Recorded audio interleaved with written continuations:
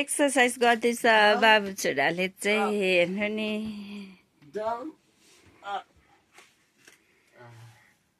of गरेको होला यो चाहिँ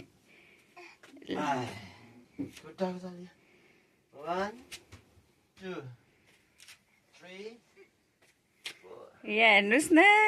नानीले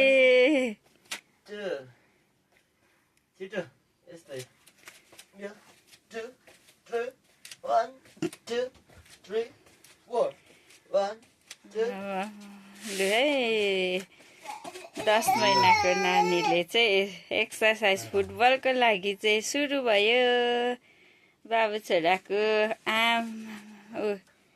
मच्चा फुस्केर कहाँ गइसक्यो खोइ मच्चा खोइ एउटा यहाँ छैन मच्चा उफ परेछ